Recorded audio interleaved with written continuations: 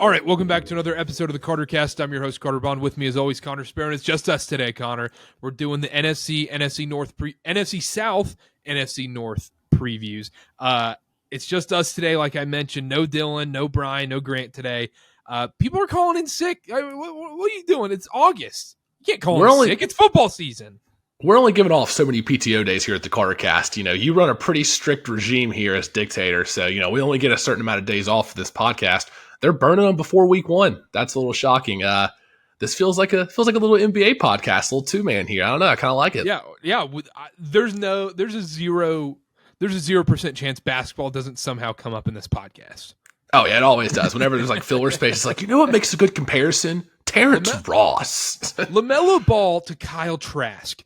Anyhow, we're going to start with the NFC South, and then we're going to talk about, like we have in the previous previews, we're going to talk about our favorite picks, our favorite bets, our division winners, the whole 9 yards, and then not this episode, but next on the NFC East and West one, our last NFL preview, we'll do Super Bowl picks and all that good jazz, and then we'll be back being able to talk games instead of previewing the season, because it's getting kind of old talking about stuff that hasn't happened yet. I agree, and reading off stats from last year, trying to make predictions. I'm ready to start getting into some analysis, some game recaps. And I'm also tired of having to, like, whenever you talk college football, just being like, yeah, the transfer portal as your end-all, be-all excuse. Eventually, we're recording right now Thursday night at 10:40 Eastern right now, August 24th. Starting Saturday, that transfer portal argument's gone because we'll know starting Saturday, football's back. And starting Saturday, Cal and Stanford are probably going to be in the ACC. So we don't know what college football is going to look like. Yeah, SMU, just bring all the West Coast teams on over. Come on. Yeah, this is weird time. Anyhow, let's talk NFL. What are we doing? NFC South, we're going to start off. We're going to go from the bottom to the top. Let me read the NFC South odds, and then we'll roll into things. The Saints are the favorite at plus 130. The Falcons right behind them at plus 210. Panthers plus 360. And the Bucs in last at plus 750. Most of these odds are via FanDuel unless we say otherwise. But we're going to start at the bottom. We're going to start with the Tampa Bay Bucs. Obviously, Tom Brady is no longer there. Our boy, Baker Mayfield, is there. And he is QB1 apparently. And their win total is 6.5 games somehow. Connor, I'll let you start. Yeah, so like you mentioned, Baker wins the starting quarterback job over Kyle Trask. What a battle that must have been in Tampa Bay training camp. Let's see here. They got the large dead cap allocation, over $75 million this year. If you watch them last year, as Panthers fans, we had to suffer through a season of watching the Bucs beat out the Panthers at the end of the year for the playoffs. Mike Evans single-handedly destroyed our hope. O-line couldn't protect Tom Brady last year. Tom Brady at the end of the year was just trying to get rid of the ball, trying to avoid taking hits. This new offensive coordinator, Dave Canales, I think is how you say his name, he admitted to not having called plays since JV football, JV high school football. He has not called plays for a team since JV football. It's not really what you want to hear if you want to bet a team's win total here. NFC South is, I can't even argue it, it's one of the worst divisions in football. Or it is what you want to hear, depending on what side you're on. I don't think I want to hear that. I mean, yes, unpredictable, and there's no game film on him. I'm saying under. You want to bet their win total under. Oh, yeah. Well, that's music to my ears. So I don't know how many people there are betting the over 6.5 here. I got to say, Carter, I'm hammering the under 6.5. I've already taken it. I don't see a world in which this team gets more than 7 wins. We talked about it before the summer even started when the odds came out. Hey, let's bet the Bucs. I think I got it at plus 950 to have the worst record in the league. You think if it gets to week 7 and week 8 and they're 1-6 or 1-9, you think they're not going to sell at the trade deadline? We use that term with NBA teams all the time. Veterans are not going to want to play for a 1-9 team with Baker Mayfield as their starting quarterback. How long did we get until we get Kyle Trask? How long of a leash does Baker have? I just think there's so many scenarios in which this goes south for the Bucs. I would never put my money on the Buccaneers, and that's why I'm going under 6.5. Yeah, you mentioned it. Hammer. This might be my favorite play in the division. I obviously know our Carolina Panthers are in the division, but I want to say this about the Baker Mayfield experience. You know the famous phrase that everybody should have to work in the food or service industry. I feel like every NFL fan should have to experience Baker Mayfield or Teddy Bridgewater as their quarterbacks, because then you understand it. You're more sympathetic towards other NFL fans. Right. You get it. You've been through the dark times. Oh, okay. You have the false hope in training camp, and then comes crashing down by week 3, and the season's a joke. The season's a wash by week 3. That's what it's going to be for the Bucs. You mentioned it. By week 8, 9, near the trade deadline, they're going to be sellers. People are going to be wanting their defensive guys and wanting maybe Mike Evans or Chris Godwin. Who knows? They're going to be in the Caleb Williams, Drake May running 100%. I've already bet them, as you mentioned, too, to have the worst record in the league. I still think Arizona has the worst roster, but I still think the Tampa Bay Buccaneers, this could, like you said, could go so far south. It's a disaster waiting to happen. And we've seen Todd Bowles on these, dumpster fire teams before. We've seen Baker Mayfield on these dumpster fire teams before. You're going to tell me you're going to put your money behind Kyle Trask or John Wolford's going to play this season, whether you like it or not, if he makes the roster. John Wolford will be playing for the Buccaneers at least start one game. I can guarantee that. So under 6.5, it's one of my favorite. I don't know why I love all these under 6.5s, like the Texans too. Colts. There's no way.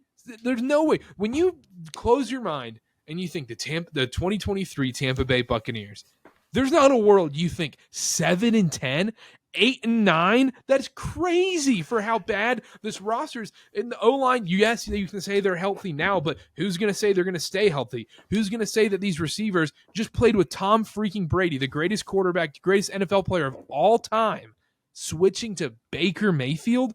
It's going to be a disaster. We're going to have crap coming out of Bucs camp constantly throughout the season. I agree. And you mentioned, like I said before too, Bucs to have the fewest wins, and you mentioned the Cardinals for a second. The thing with the Cardinals is Kyler Murray's going to come back. He's going to have motivation to play after last year coming off that injury. So he's not they're not going to sit their starters, I don't think. Kyler Murray's going to want to come back and play. If you think about the Bucs, 7-10, 8-9, that's in the playoff hunt. Do you really envision Fox Sports putting up that graphic that says in the hunt, Bucs 6-8 or something through 14 weeks? That is not a scenario I picture in my head. I don't think there's any chance the Bucs are on that graphic past week 2. No. Well, I mean, they'll be on. You're in the hunt until No. No, they're gonna. Even if you're 1-6, you're still in the hunt technically because the NFC South isn't going to be good. Well, they can, I guess, with the division. Yeah, that's the thing. Yeah. Even in a bad division like the NFC South, the Bucs are still by far and away the worst team in this division. Yeah, and I mentioned it before we started the recording. This is an all-time unders team. Their game totals throughout the year, their defense is still great. Don't get me wrong, they're literally almost a carbon copy of the Panthers from last year in a weird way. I was going to say a good defense with Baker Mayfield as quarterback seems like we've read this story before. Seems like we've lived this experience a couple times. Actually more than that. Even the Rams had that same experience. Even the Browns had that same experience too. Yeah, I agree. I have a stat for you here. The Bucs last year with Tom Brady at quarterback, they scored 313 total points. All right, follow me here. Baker Mayfield's teams he quarterbacked, so the Panthers and the Rams last year, they averaged 18.5 points in his 10 starts. That averages out to a projection of 314 over 17 games. Their team total for points this year, Karter, 342.5 for their team total in points. You mentioned the Bucs defense. Where do you get that? Where can you bet that? DraftKings right now at -110, 342.5 total points for the Bucs. I already put some money on the under right before this podcast. As soon as I saw it, they scored 313 with, yes, it was the ghost of Tom Brady, but Baker Mayfield's not that much of an upgrade from the ghost of Tom Brady. Tom Brady could go out there at 50 years old and probably win more games in a season. Upgrade? He is not upgrade. I don't care what you hear at a training camp. I don't care what you see. I promise there are 3 or 4 fan bases that have lived through this. They have lived through this. Don't buy into it. He's Teddy Bridgewater reincarnated. Don't believe into it. He's going to win you one game, and then he's also kind of cocky. We talked about who's got the most dog in him in one of our previews. He's got that fake dog where you're it's annoying because he talks crap it's going to be, blood and guts out there. And then next game you go out and you score 3 points against the Ravens. We got suckered into it last year as Panthers fans, and we had so much optimism, and it's hard not to, but I'm telling you, Bucs fans, don't fall for it. That's one of my favorite plays in the division is Bucs team total points for the season under 342.5. I think that's a great play. Yeah. Also, last thing on the Bucs, and last 2 things on the Bucs. One, I'm going to reiterate this once again. I love. I love Bucks under 6.5 wins. My favorite bet in this division. And then secondly, I wanted to say, doesn't Drake May feel like he's gonna be in a Tampa Bay jersey? As a Carolina fan, Carter, that's really depressing to hear because I don't know if Tampa Bay's the best situation. I don't know if Tampa Bay's the best situation for him. I'm not talking about the best situation. When you close your eyes and you think Drake May in the NFL, you think Tampa Bay. Weirdly enough, I think you do. I think I can see him in Tampa Bay more than like a Caleb Williams. It makes so much sense. Yeah, Caleb Williams, like you almost think Cardinals. I was about to say Caleb Williams, you're an Arizona Cardinal. That was the next sentence out of my mouth. So we got some synergy here. Or a Raider. No, dude, the Raiders are literally winning like 12 games this year, so I don't know what you're talking about. Hey, the spreadsheet says it. Don't question the spreadsheet. The almighty spreadsheet. I need to make the almighty spreadsheet. You do, and it needs to have the bell curve as the symbol. Yep. Just for Dylan. Shout out Dylan. Get that form for Christmas. Anyhow, let's move on. We got to talk about the greatest team ever to play the sport, the most storied franchise in NFL history. It's the Carolina Panthers. Their win total 7.5. Bryce Young in at quarterback, number 1 pick. DJ Moore gone. Dante Foreman gone. Christian McCaffrey got traded midseason last year. So you're running with Miles Sanders at running back, Chuba Hubbard. DJ Chark looks like he's getting hurt in training camp, which isn't great. Adam Thielen at wide receiver. Jonathan Mingo, draft pick from Ole Miss. Their win total 7.5. Connor, take the floor. So the Panthers, as anybody who listens knows, we're pretty diehard Panthers fans. We've been through them with thick and thin. You hear all the Matt Rule references on NBA podcasts, NFL podcasts. We're here. Since David Tepper took over back in 2018, 29-53 is their total record. 0 winning seasons, 0 playoff appearances. Should have had one last year. Completely blew that game against the Bucs to make the playoffs last year. So that's just depressing enough as it is. Got rid of Steve Wilkes, who it really seemed like the players believed in. But Frank Reich, he's had proven success as a head coach. I will say, this is the first young quarterback Frank Reich's had to deal with in a while. He's had those kind of veteran, washed-up guys, Matt Ryan, Since Andrew Luck, this is the first real young quarterback he's had to deal with. And Andrew Luck was pretty good, I will say. I would have to say pretty good under Frank Reich. This is a little bit of a depressing stat here, Carter. Rookie quarterbacks in the last 23 seasons, 6 of those 22 drafted in the top 5 over the last 23 seasons. Only 6 of them have led their team to an over 500 record. Only 6 of the 22 drafted. So that's the little win total 7.5. Bryce Young will have to get the Panthers to over 500 to get that win total. I think there's potential here, though. I'm not just saying this is a homer, though. I think there's potential. I think there's a lot of question marks, but in a division like this, we'll talk about the Falcons and the Saints later. In a division like this, it's kind of wide open for the taking. Yeah, that's the problem with stats like that, is because there's not enough context behind it. Because the Panthers aren't the worst team in the NFL like a typical number 1 draft pick is. They moved up. They went 7-10 last year. People forget this. They went 7-10. They're 1 quarter away from the playoffs. All of a sudden, we're talking about this team completely differently. Steve Wilkes is probably the head coach of the Carolina Panthers if they win that Buccaneers game, or DJ Moore doesn't get that penalty at the end of the Falcons game. That's I love the Panthers over 7.5, and I know the biggest concern is wide receiver. That's the only concern for me. I think the running backs get figured out. Even if they don't, I think you can sign or trade for someone. I think there's enough availability in the league to cover that spot up. Wide receiver is where I'm worried. The offensive line, yes, it didn't look great in preseason. Guess what? They played against 2 of the top 5 the front lines on the defensive units. So. Yes, it's preseason. Yes, they were a little rusty. I'm not that concerned about it. We saw all last year they were a solid above average offensive line. Now, they have to protect Bryce Young. This is all contingent on Bryce Young staying healthy, like most bets are. I mean, you can't bet the Chiefs without thinking Mahomes is going to stay healthy, obviously. But I mean, I've been all in on Bryce Young. We talked about it during the draft show. It's just adults are in the room now. Last season, Matt Rule, they start off 1-4. He gets fired. They finished the season 6 and what? 6 and I can't do math here. They finished 12 or 11. Sorry, 6 and so they finished the season 7-10. But you start off 1-4. 1-4. I see what you're saying. Yeah. I see what you're saying. Yeah. They start off 1-4 with Matt Rule, and they still somehow finish 7-10 with a disaster season last season. The Panthers were an utter dumpster fire. You had to play. You started with Baker Mayfield. You played Sam Darnold hurt. Then PJ Walker comes in. Jacob Eason even played. And then you run back with Baker Mayfield. And then you go back with Sam Darnold as like the recycling picture. It was just rinse and repeat. And they still were one quarter away from the playoffs. This defense has only gotten stronger, so there's nothing diminishing on the defensive end. Yes, the offense has changed, but you're bringing in a legit quarterback. I just don't think people believe in Bryce Young. It's almost like they just didn't watch him at Alabama. I'm glad you brought him in Alabama because Bryce Young was under pressure a decent amount at Alabama. He didn't get sacked a lot. He was able to navigate around that.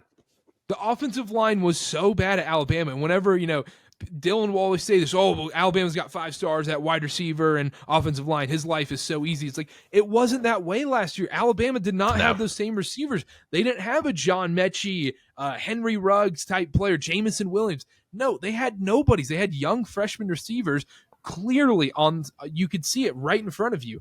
I think he's going to flourish in this offense. I also think having a safety blanket in Hayden Hurst is going to be a lot better. We haven't had a tight end since Greg Olsen that can catch the ball. How many Tommy Tremble first touchdowns did we bet last year? Karter, don't lie. How many did we bet? And we didn't even bet the one where he got it. Oh my gosh, it was so ridiculous the time we didn't do it. Mark Andrews and Tommy Tremble, you owe us some money if you're listening to this podcast right now. We'll make it back on Hayden Hurst anytime in first touchdowns. Also. Oh my gosh, that's going to be ridiculous. But I will say the Panthers defense last year, Karter, they were the unit that was on the field the most out of all 32 NFL teams. The Panthers defense had the most time on the field out of all defenses. Bryce Young is a clear upgrade from any quarterback on that recycling bin last year, the graphic that Carolina Panthers had last year. Bryce Young's an upgrade immediately from day one. And you know what else it does? It gives the fan base hope.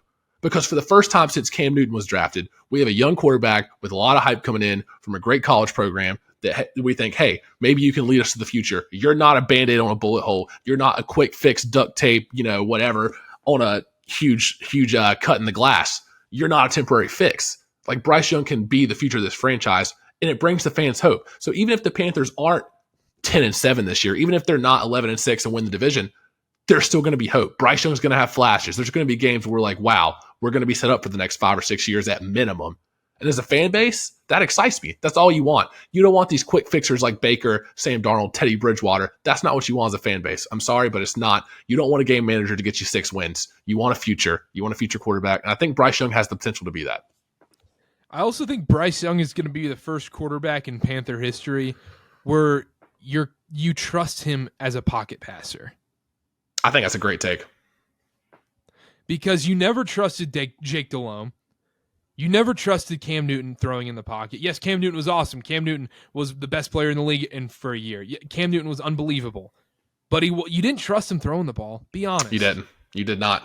And also, that's a part of the receiving core too. But I just have so much faith in Bryce Young, and the change in coaching staff is so big. All offseason, everybody's saying Panthers, all-star hires, great coordinator hires, great defensive hires, assistant coach, you name it. Just hit it out of the park. I think Frank Reich is going to be an adult in the room. We finally have one. And last year with Matt Rule, we still went 7-10 with Steve Wilkes coaching half the year. Like, the division has not gotten better. Tampa Bay has dropped off completely, and the Saints marginally got better, and everyone's buying in on the Falcons. You have to buy in on the Panthers or Falcons, it feels like. And I'm putting obviously I'm going to hitch my wagon to the Panthers because I'm a Panthers fan, but it really makes sense when you look at it. People are just ignoring stuff. I feel like there's more green flags with the Panthers and there's less question marks. If you look at the Falcons, we can talk about them next. There's so many question marks there. The Panthers have so many pieces that are proven to be good in games. Oh, everybody's going to be trashing Adam Thielen. He was 90th in yards per route run last year. He's washed up. He's in his mid-30s. He only was a check down guy last year. He can still produce. Bryce Young needs, like you said, safety blanket and Hayden Hurst. Adam Thielen is a possession guy. He needs a safe target to throw to. Somebody on 3rd and 6 that will get across the sticks. It doesn't have to be a 1,000-yard season every year to be effective. DJ Chark went down in camp. That's not promising. That means Jonathan Mingo or Terrace Marshall is going to have to take a huge step forward, and I really think that one of them will. There's been some good signs out of camp. I don't know, Karter. I'm bullish on the Panthers this year. Maybe not as much as I was the day after the draft, but I'm still bullish on the Panthers, especially in this division. I am too, and that's why I'm taking Panthers plus 400 to win the NFC South on DraftKings. I love it. I love it. It's such good value. They're not 4-1 odds. You're giving me 4-1 odds on a division where I really feel like it's a 3-headed race, and you could flip a coin, and one of those three are going to be the division winner. You could tell me the Falcons are going to win it. I wouldn't say no. You could tell me the Saints are going to win it. I wouldn't say no. And if you told me the Panthers were going to win it, I wouldn't say no. So at 4-1 odds, I think that's great value. Yeah, 4-1 odds for the Panthers versus 2-1 odds for the Falcons. I'm easily picking the Panthers in that scenario. I think you're getting more bang for your buck. And like I said, less question marks. I really do think so. And also, I'm going to take Panthers to score a touchdown in every regular season game, 5-1. That's the most trap bet ever, probably. But let me fall into the trap. And I'm also hammering their win total over 7.5. I'm hoping I can get it at 7 some places, maybe. And then also going to take over 3.5 division wins at 2-1 odds. I like that. I like the division win prop a lot. I'm also taking the over 7.5 win total. I'll put some money on it right after the draft. I'm taking the Panthers to win the division at 4-1. And you can't tell me that Bryce Young has any more question marks than Desmond Ridder, because we've seen him play just about the same amount in meaningful games. So give me a break. And Bryce Young's played 0 in the NFL. And let's play the schedule game before we move on from Carolina. I know we've let's do it. Time on Carolina, but start off at the Falcons. The key to this season, I'll spoil this real quick. The key to this season is starting 2-0. It really is so crucial for the Panthers to start 2-0. Winning in Atlanta and then winning at home on a Monday night home opener, those are huge. You can afford a loss at Seattle if you win those two. If you win those two divisional games, that gives you such a good head start and builds the confidence going forward, I think. Karter, you know what's terrifying, though, is if they split or lose both those two division games at the first 2 weeks, there's a world in which they go 1-5 into the bye week. I guess technically. I mean, those are some tough games. Like the easy games, the easy, quote-unquote easy games, after the bye week is Houston, Indianapolis, Chicago. That's the 3 after the bye week. So you want to have that confidence going into the bye week so you don't drop one of those 3 gimme wins. The Panthers should win all 3 of those games if they're going to be taken for real in this division. So you don't want to go into that bye week with any doubts. Very true. But after the bye week, you get to play the Texans at home, the Colts at home, and then at Chicago on Thursday night. That's a great start after a bye week. But anyhow, that's what I was saying. Yeah, game. We'll go one by one quickly. We'll say win or loss. At Falcons. I think it's a loss. Win. Saints. That's a win. Win. At Statement Seattle. win. Loss. I'm going loss. Home Vikings. I think that's a win. I'm going win too. At Lions. I think that's a win. I think the Lions are overhyped this year. I'm going loss. At Miami. Loss. I'm going win. No, I think it's a loss. I think they win one of the Lions or Dolphins games. I agree. I don't think they lose back to back. I got 3-2 going to I got 3-3 going into the bye week, right? 1, 2, I do as well. No, 4-2. I have 4-2. 4-2. I have 3-3. And then Texans, Colts, Bears. I think I have 3 wins. Roll off. So that's 7 for you. No, that's 6. That's 6 for you. Sorry. Yeah, so I have 7-2 right there, and you have 6-3. Cowboys loss. Mm-hmm. At Titans loss. I think it's a loss too. I think it's a loss too. Let's be real. That's a no reason loss. Like no, you just can't explain it. At Tampa Bay, win. So that's at 6 New Orleans for me. Loss. I think loss too. Home Atlanta. I think win. I think they split the series. Win too. I think they win. I think they sweep them this year. Home Green Bay. Loss. I think it's a loss too. At Jacksonville, I'm going loss. Yep. And then home Tampa Bay, I'm going win. I've got him at 8. You have him at what, 9? 9. I've got him at 8, but that's over 7.5. And there's a couple games in there that I'm like, okay. You could say the Titans. You could say the Packers at home. You could say, I mean, there's a lot of those toss-ups in there. Even the Falcons week 1 where you gave them a loss. That was kind of the difference in our argument. I think so too. And that, like you said, you already touched on it. I'll be brief here. It's so crucial. 2 division games to start the year for a rookie quarterback. And then the first one on the road like that against a team that everybody's picking as their Cinderella darling team to win the division this year. And that's crucial. No Alvin Kamara week 2 Monday night home opener, but yep. All right, I have Panthers to win this division 4-1 and over 7.5 wins, and you have the exact same. Let's move on. Let's talk about the most overhyped team in this division, the Atlanta Falcons. Their win total is at 8.5. Desmond Ridder in at quarterback, Bijan Robinson from Texas at running back. They have a 3-headed monster running back with Tyler Algier, Cordell Patterson, Drake London is at receiver now, or has been, but he's always been a receiver. But this is everybody's betting on them. Everybody and their mother is all in on the Atlanta Falcons out of nowhere. It's crazy. It looks like you have a strong take on it. Yeah, it's so ridiculous how people are all of a sudden like, oh, let's look at the Falcons. Oh, they got Desmond Ridder quarterback. Oh, he replaced Mariota for the last 4 games last year. You know what he did? He had a 49.8 QBR those last 4 games last year. They were pretty meaningless. Sure, it was the last 4 games of the year and a throwaway year. Fine. They wanted to see what they had. That doesn't make me feel any confident about them. That there's so many question marks with Desmond Ridder. There was not a lot of people that were high on him last year. I think the majority of people that were beckoning for him to come in last year, it was more of a distaste for Mariota and let's see what Ridder has, as opposed to like, oh, we know Desmond Ridder's going to be good. It's just a matter of like, let's wait and see. Like, I think it was more of a bad taste in your mouth for Mariota and wanting Ridder to replace him than confidence in Ridder. They're the only team in the league this year without a single game with a rest advantage. So no rest advantage the whole year. Only team in the league. They're tied for the league lead last year with 13 one-score games. They had 13 last year. That's so much variance. I mean, if that happens again this year, I don't even think there's going to be that many this year. I think there are going to be more losses than that this year. And finally, they played the slowest pace in the league last year. They shortened the game down because they had such a good running game. Teams were stacking the box. Teams are going to stack the box again this year until Desmond Ridder can prove he can beat them with the throw. Until Desmond Ridder proves he can beat a team with his arm, you're going to see 7, 8 people in the box.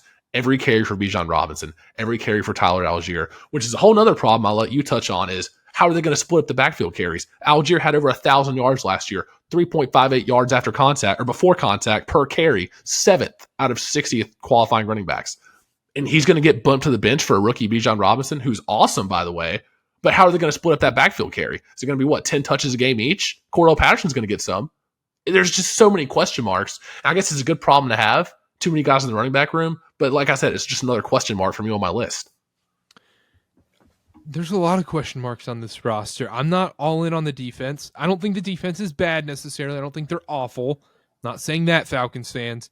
But I am saying there's question marks there. I think the Panthers are the more stabilized defense. I think they've proved that, hey, this defense can truly win them games. What won Atlanta games last year was their run game, which is going to win them games again this year. Mm-hmm. But at the end of the day, like you said, Ridder's going to have to throw the ball. I don't trust Desmond Ridder to throw the ball. I don't know why anybody is all of a sudden. Everybody's just believing that, oh, yeah, he's had a full offseason. I listened to a couple previews, and everyone's talking about his footwork. They're like, oh, but if you saw his footwork, you would see that he's going to be an elite thrower. I was like, I want to see him throw the ball. I want to see it there. They're like, oh no, the intangibles are there that he can be a great thrower. It's like, then why didn't he throw better? He was awful. He was awful in those games. And that's why I said it before we started. I really think Taylor Heinicke is going to be the starting quarterback of the Atlanta Falcons by week 6. And I'll say this, I think they'll be better off for it. I think they're going to be very good with Taylor Heinicke, as crazy as that is to say. I think he's the better quarterback out of the two. I don't know why it's not a battle between who's QB1. I mean, Taylor Heinicke over his career has honestly had a little bit of a bad luck. He led Washington to the playoffs and then all of a sudden gets replaced. The whole Carson Wentz debacle. He's had success. Now, he might be one of those he's been in dumpster fire organizations. Yeah, and he might be one of those bridge guys. He's not going to win you a Super Bowl. But as far as getting a team to the playoffs, I might trust him over Desmond Ridder. And it seems like a lot of this Falcons hype started after they drafted Bijan in the first round, which fair. Bijan's a generational running back talent. He's going to be great. He's a rookie running back. What happened to all these people running back's the most interchangeable position and running backs don't matter that much and don't pay them because they don't get you enough win shares and blah, blah, blah, all this. But then all of a sudden we're going to put all our faith in a rookie running back? Something's not lining up here. I think Bijan's going to be awesome. But man, 8.5 wins? Come on. Yeah, I'm not going to bet it. I'm going to stay away since I'm already on Tampa Bay and Carolina. I'm not going to touch the rest of the division. But because I am worried Taylor Heineke's going to come in and be good. He's going to be good for them. He's going to be able to run that play action and sling the ball and open the field up way more for that run game.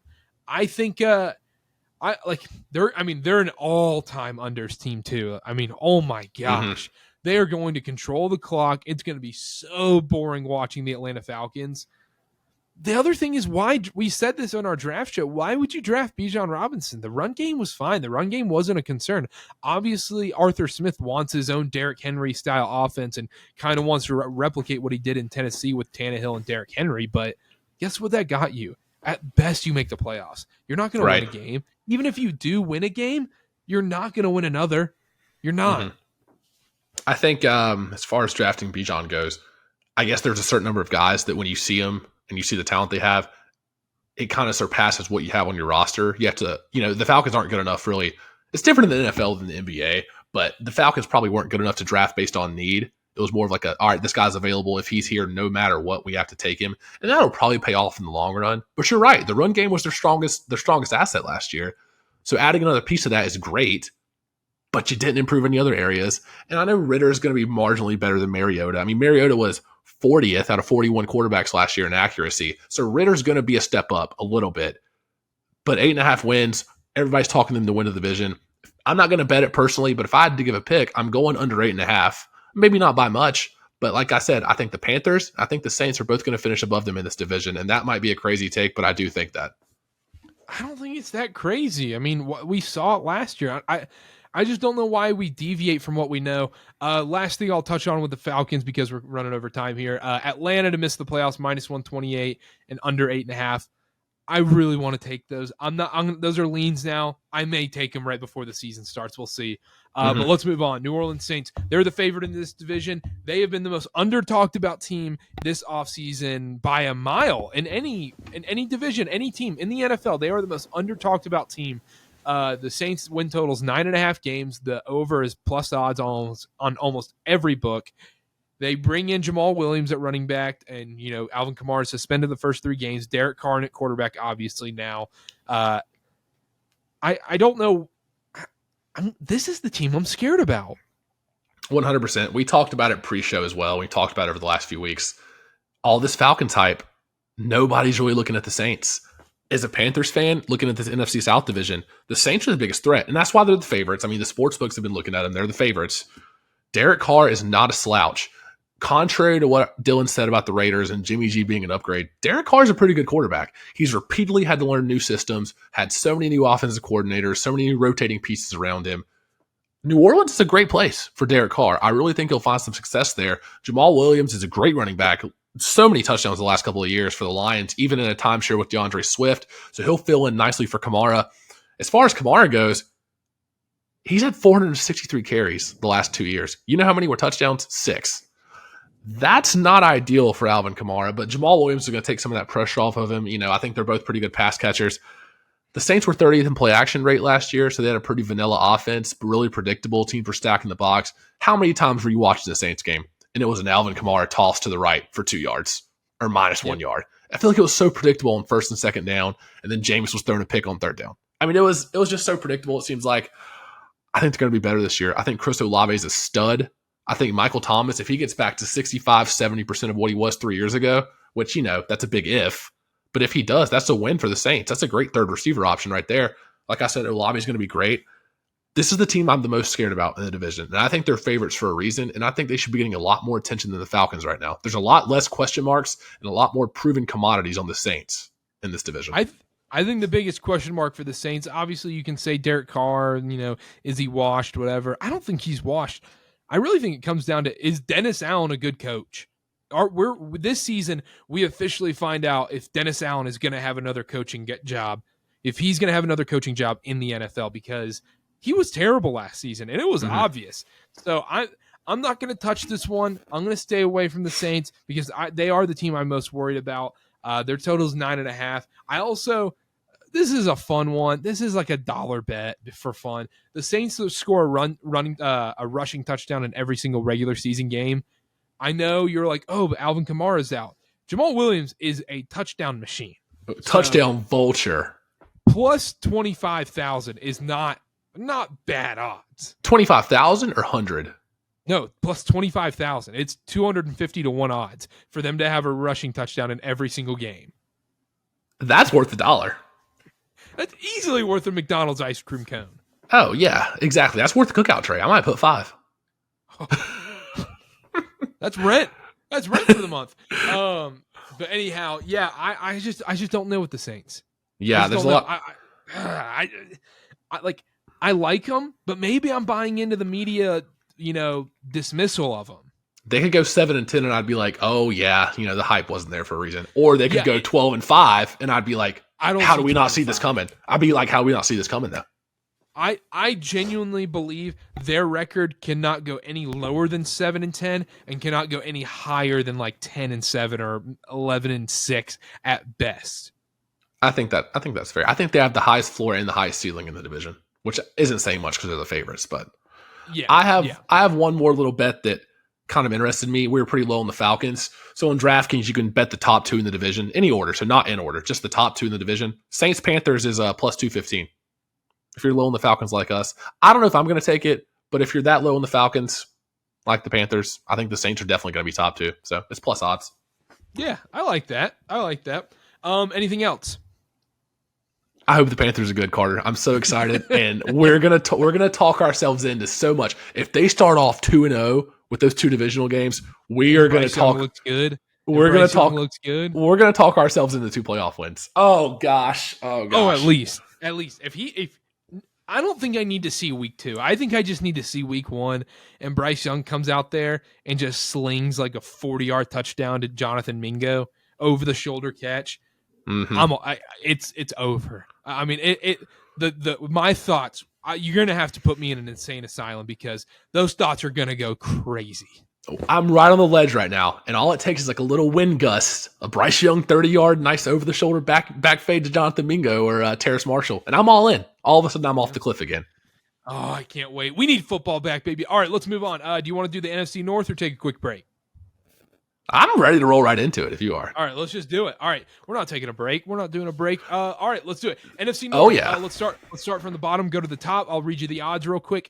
Bears plus 450, Packers plus 350, Vikings plus 260, Lions plus 145. All of these odds are from FanDuel unless mentioned otherwise. All right, let's start off with the Chicago Bears.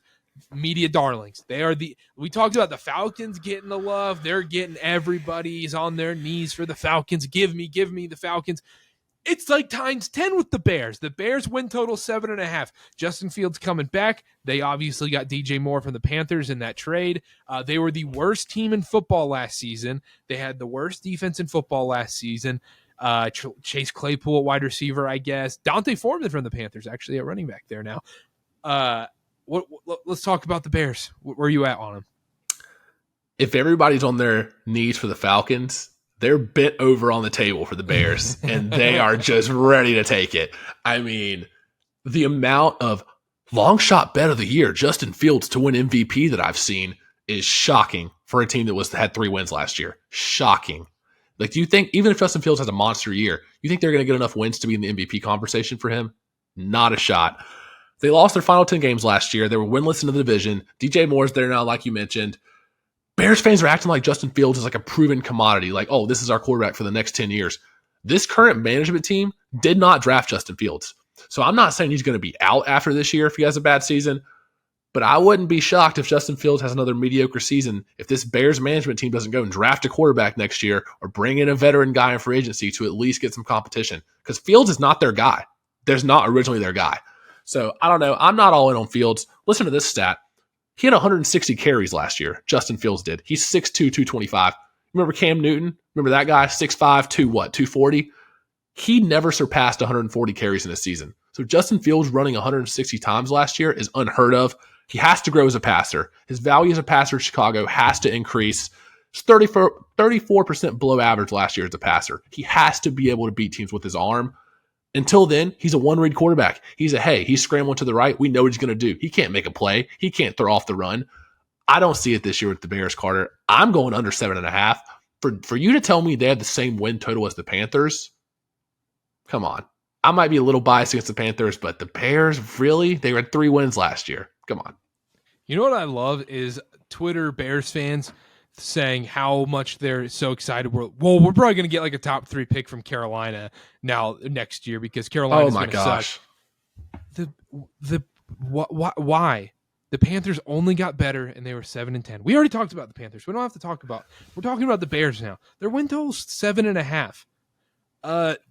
Are we not forgetting how bad this defense was? And Justin Fields could not throw the ball. You can say, well, he didn't have a good enough offensive line. He didn't have good enough receivers to throw to.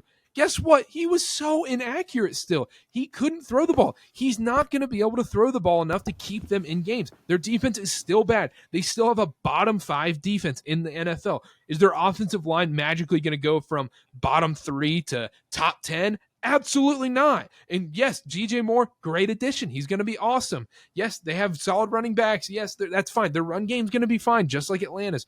But at least Atlanta has a really strong run game and an average defense. Bears don't even have a remotely average defense. They are bad. Under 7.5. Lock it in for me. The Bears are not going to win 8 games this season. And also, let's talk about the Justin Fields part of it. Remember last year, Justin Herbert got the most tickets all season. All off season you heard was Justin Herbert's going to win MVP. Justin Herbert's going to do this. The Chargers are going to the Super Bowl. The Chargers are going to do this. Chargers are going to win the AFC West. Chiefs' time is over. Guess what happened? He had an okay season. Chargers were fine. They had the biggest choke in NFL playoffs. But the Chargers are a better team than the Bears. The Bears are not a good team. And what everyone saying, oh, well, Justin Fields could throw in college. You have 10 minutes to sit in the pocket in Ohio State and throw to top 5 caliber receivers against slow corners. And he was still a one-read quarterback. I mean, come on. Like, why is he all of a sudden going to be this great passer? Why is Desmond Ridder going to all of a sudden become this great passer? None of this makes sense to me. Why are we lying to ourselves and saying we're going to do this? It's like you look in the mirror and say, oh, you know what? I look great today. No, you don't. You look fat today. Be honest. You had a Snickers bar and a soda. What do you mean? You didn't do well. I don't understand this.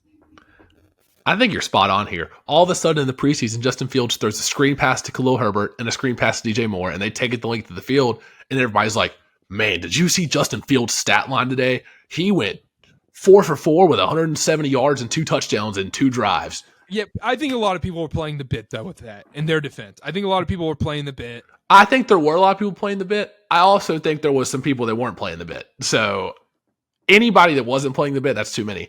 I got a couple stats here for you. Last year for the Bears, Justin Fields, defenses loaded the box versus Chicago last year so much. 71% on first down. That's 10% higher than league average. 65% on second down. 15% higher than league average. Teams were daring Fields to beat them with his arm, and he couldn't do it. That's why they had 3 wins. And I don't know if there's going to be so much of a progression for Fields as a thrower to get them to 7.5 wins. That's a 5-win increase. That's more than double. I don't see it. He also has to have time to throw. And yes, they drafted an offensive lineman in the first round. Doesn't mean he's all of a sudden going to have time to throw because they drafted one offensive lineman when all of them were bad. So, and the other thing is the Bears are last in the division. They're plus 450. They're the worst team by Vegas in the division for a reason. Like, it's not all of a sudden this division is terrible because Aaron Rodgers left. I don't think the Packers are going to have that much of a drop-off. The Vikings, yes, they got lucky in a lot of games last year, but they're not worse. Not worse than the Bears. Worse. No, they're maybe 1 win worse overall in their total. Yeah. I mean, last season they won a lot of miraculous games, and it was very fake, obviously.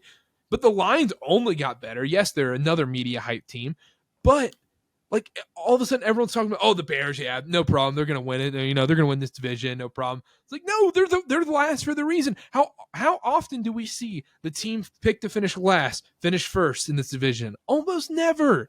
Never. Why would all of a sudden happen now with the Bears? Do you know how many people are going to draft DJ Moore early in fantasy, and he's going to have 2 catches for 11 yards in like 8 games out of the season?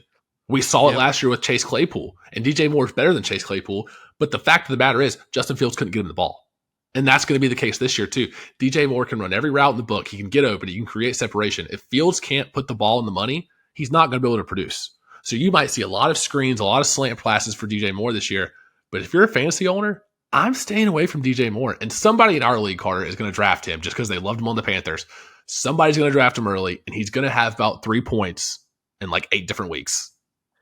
They have to play the Packers week 1, then at Tampa Bay, and then at Kansas City, and then at Denver. That's 1-3 in the face. I think so too. I agree. It's 1-3. We don't have to play the scheduled game with them, but we're obviously both under on them. Let's move on. Let's talk about the Green Bay Packers. Win total 7.5 as well. Jordan Love in at quarterback. Aaron Rodgers era in Green Bay is no longer. Basically returned most of their team. Not much really changed outside of the quarterback, which is obviously a big change. The wide receivers are meh. They're meh. That's real. They're very meh. The defense is great, though. The run game is great. That's all there. This is a bet if you really believe in the Jordan Love experience. And I'll say, I'm kind of in. I'm kind of in on Jordan Love. I liked him a lot at Utah State. Yes, this is not the NFL's not the Mountain West Conference, but the little tidbits you see, the little games he came in late last year, he looks pretty good. And he's not a rookie. He's not Desmond Ridder, who's played 4 games. He's not Bryce Young or Stroud or Richardson. He's been in this system for 4 years, learning under Aaron Rodgers. And he's LaFleur's guy. Exactly. And yes, the receivers are mediocre, but Romeo Doubs, Christian Watson, they've at least had a year. They had a year under Rodgers. They're not fresh off the college trail or anything like that. Let's look at this. Jordan Love got an extension with a boost in pay. The Packers have not signed any veteran quarterbacks to kind of breathe down his neck to be like, oh, if you don't perform, Gardner Minshew's coming in, or Taylor Heineke's coming in if you don't perform, or we're going to go get, Matt Ryan or somebody crazy off the waiver wire. They believe in him. They're putting his full faith in him. Matt LaFleur, he's 47-19 as a head coach. The rest of the division's flawed. There's so many questions for the rest of the division. We'll get into it. The Packers have picked 6 first-rounders on defense in the last 5 drafts. Clearly, they have a strong defensive front, like you mentioned. It really does boil down to Jordan Love. He's got the support around him. And I am so much more willing. I keep going back to the Falcons. I'm willing to put my faith in Jordan Love over Desmond Ridder. I'm willing to put my faith in Jordan Love, maybe even over Justin Fields this year. So I like the Packers over 7.5 here. We're going to be aligned. Brian and Dylan, they've done a good job of hyping Jordan Love up. I've seen all the propaganda from them on Twitter and everything, and they're saying, oh, we called it and all that. I like Jordan Love this year, Karter. He's been in the system 4 years. He's not a rookie. It's going to be his first year starting, but I think he's going to shock some people. He's looked pretty good in preseason. So Dylan texted me. I asked him make sure he could, double check if he was coming on tonight. And I said, hey, is there anything you need me to say on the podcast for tonight?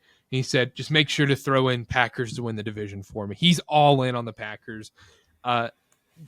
It's just, I think it's as simple as that. I think the defense is great. I think the defense is just fine in Green Bay. The receivers, I believe, are very much in question. I think it's fair to be skeptical of that. This division's very tight. Everything's going to be very close. It's going to come down to, week 14 and everybody's in the hunt, maybe, except maybe the Bears, in my opinion. But I don't know if I want to bet the Packers over 7.5. I don't think I'm going to bet the over 7.5. If I had to choose, I would choose that. But yeah, I'm going to pick the over 7.5, but I don't think I'm going to bet it because I think the Jordan Love question mark is big, but I have a lot of stock in Jordan Love. I will say that. I agree. And I think Packers to win the division, that's a good little sprinkle bet. Like if you told me, gun to your head, pick a winner in this division, I'm picking the Packers. And I'll tell you why when we talk about the Lions. But the Packers are my pick to win this division too. And, Vikings, Lions, Bears, it's a little scary. But, sometimes you got to have a little faith, Carter. You got to have a little leap of faith. All right, let's move on then. Let's talk about the Minnesota Vikings real quick. Their win total is 8.5. Kirk Cousins back, Dalvin Cook gone, Justin Jefferson, best receiver in the league, arguably. This team, they're in a weird spot. It does feel meh. It does feel mad because a lot of it was, fake last year, them winning all those games last season. All of a sudden they're, almost top of the NFC. They went last season. I do want to say I did pick them to win the NFC North. So shout out me, but flowers, give your flowers. I'll take my flowers, but take your Zay flowers. Ooh, I like that. They, it feels like they're on the decline. Yeah. It seems like they're over the hill. They're on the way down. Yeah, this feels like the first year where you're going to say, okay, because I believe it's Kirk Cousins contract year.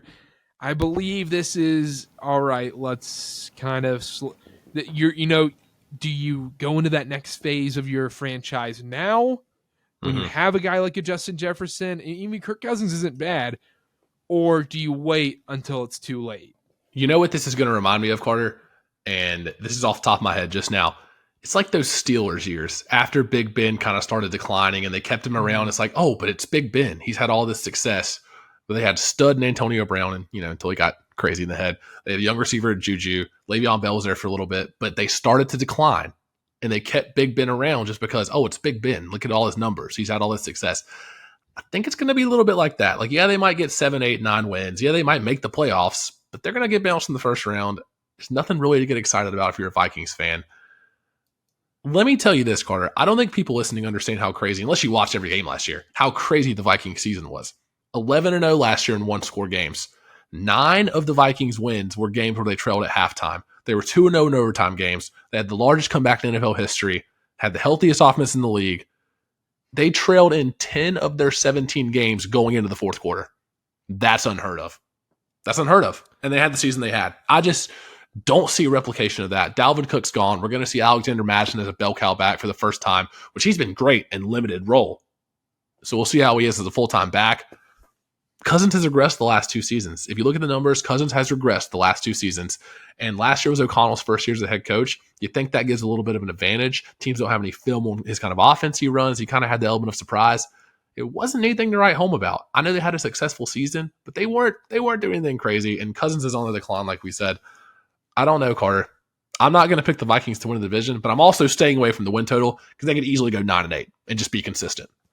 They're going to be 8-1. The Vikings are going to finish 8-1 this season. It just feels so right. I want to ask this question, and then we'll kind of move on from the Vikings because I don't really have too much to add there. If you're a Vikings fan, would you trade for Trey Lance? I think you might have to. I don't know what the asking price is, but I think it's going to keep going lower and lower as the days drag on. And San Francisco still has Trey Lance as a QB3. The price is going to go down. And if you're the Vikings, why not take a shot on Trey Lance? Why not take a shot? Because realistically, wouldn't be shocked if this is Cousins last year as a starting quarterback for this team, at least. Some team will pick him up, but for the Vikings. Yeah, I also believe that. I think I would. I think I would trade for him because what else are you going to do? The Vikings are never going to be bad enough to get a top quarterback in the draft. They're going to finish. They're not going to finish below 7 wins by any means. They're going to finish between 7-10 wins probably this season. Mm-hmm. So you're not going to be in the quarterback race. You're probably not going to trade for a big time quarterback or a free agent or anything. I think Trey Lance is your best bet. If we're talking Trey Lance destination, I think Minnesota's a pretty good destination for him. I don't really see a better fit for him as far as like a team that's ready to win that has the pieces around them. I think he could be the most successful in Minnesota as opposed to going to like a project team. Yeah. No, and he has a wide receiver in Justin Jefferson, best receiver in the league. And one of the best tight ends in the league with TJ Hawkinson. So yeah. I don't Trey Lance to the Vikings, I kind of like it. But they have my boy Jaron Hall, so they're chilling. They're good. They're set up for the future. Yeah, there you go. Yeah, don't need anybody else. All right, let's last team we're going to talk about today, and then we'll close shop. The Detroit Lions. I keep saying it today. It's the media darling. So, like, the bronze medal is the Falcons, the silver medal is the Bears, and the gold medal is the Detroit Lions. Holy smokes. Their win total is 9.5. What a fun team they were last season. Dan Campbell, obviously, every single media person loves. Jared Goff played very well. They have probably the best offensive line in the league, arguably. They draft Jahmyr Gibbs. Amon-Ra St. Brown became one of the best receivers in the league. There's not. I mean, the only hesitation I have with the Lions is 2 things. One, the defense has got to improve. 2, the media hype. I mean, they are the sexiest team in the league. My number one problem with the Lions is because of how many people like the Lions. And it's the Lions. It's the Detroit Lions. I can't live in a world yet where I'm ready to have the Lions winning 12 games and being runaway winner in the division.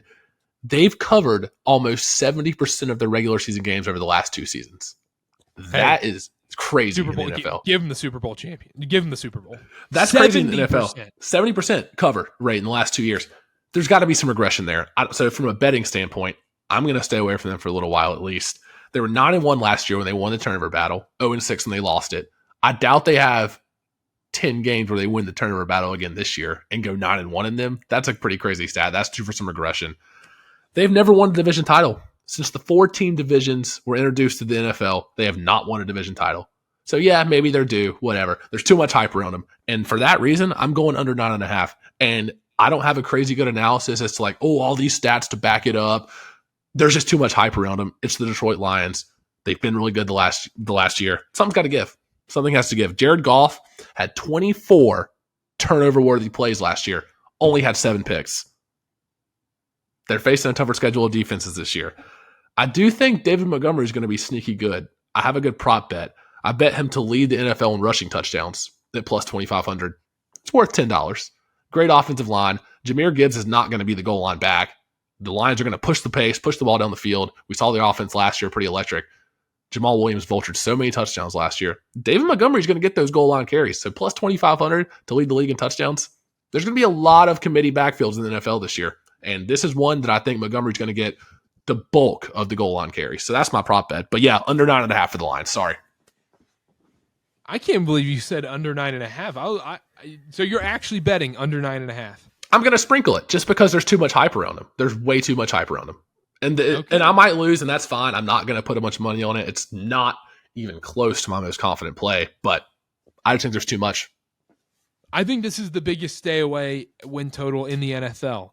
There's been a lot of stay away win totals for me. Maybe you're right. This is number one. Maybe I think you're this is right. the number one stay away win total because there's a world they go 11-6. Like, that's not the craziest thing in the world. The defense has got to improve.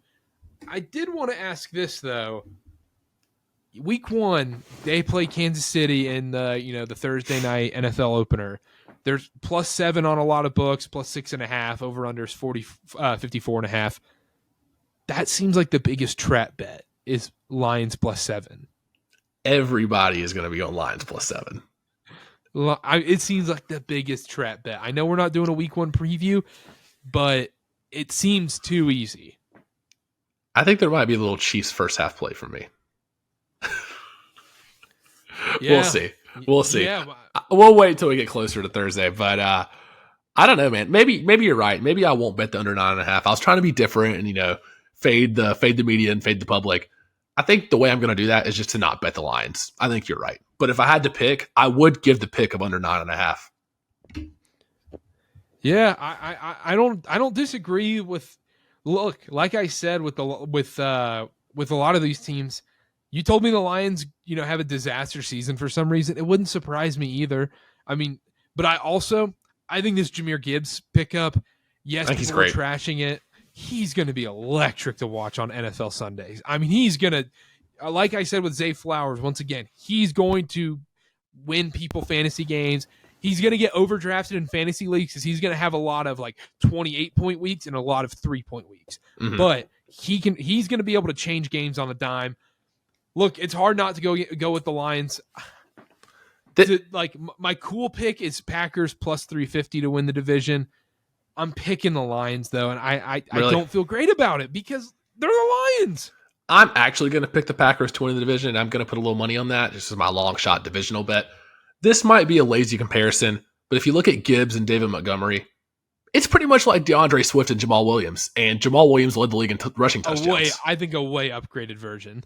I think that's fair, but the same dynamic as far as guy out of the backfield who's third down back in Swift and Jahmyr Gibbs catching passes, and then bell cow power back goal line Montgomery and Jamal Williams. And Jamal Williams led the league in touchdowns, didn't he? Was it last year or 2 years ago for the Lions? I think it was last year. So that's why I bet David Montgomery. I think that's a good bet. Another sneaky thing here. Jameson Williams is out the first 6 games. Who else is Jared Goff throwing to besides Amon-Ra St. Brown? Who else is on that team to throw to with Jameson Williams out? I mean, I don't think Jahmyr Gibbs is going to play wide receiver by any means, but there's some checkdowns. It's a fair point to bring up. I mean, Jameson Williams wasn't. I think he's an awesome receiver, but I think he'll be good for them. But he's out 6 games. 6 games is a third of the season. So as far as win total goes, that could be the difference in a couple wins. Potentially. I mean, they do. I mean, you obviously have the Josh Reynolds and Marvin Jones of the world. Yeah. You see all this great camp stuff about Sam Laporta. I don't know how to say his last name correctly. Out of camp, I just stay away. I don't want anything to deal with it.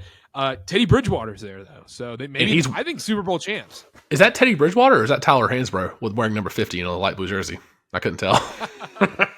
that is the all-time worst jersey number, I think. That's called Teddy Bridgewater is tired of his burner account. He's got to find another way to get media attention, and he's going to wear number 50 as a quarterback. That is jail time worthy. I mean, that is gross. That is gross. Somebody's going to come out in 10 years and with a number 50 Teddy Bridgewater jersey, and I'm going to be like, wow, you really spent your money on that. Because it's going to happen. It's going to be one of those rare jersey gems or whatever. Remember when the quarterback wore number 50? Ooh. I want to the last thing I really have in the Lions, I'm going to pick them to win the division. I don't love it. I want to pick the Vikings so bad just because nobody's talking about the Vikings. That's the only reason I want to pick them. But I'll pick the Lions. You have the Packers. Last thing I wanted to say, though, if you're in an auction league, like if it's at the end of your draft or maybe even at the beginning and just take the $1 hit, put up Jamar Jefferson and just see how many people, see if someone gets happy and just bids on him. Jamar Jefferson of the Lions. See if somebody just all of a sudden goes, oh crap, and bids on him.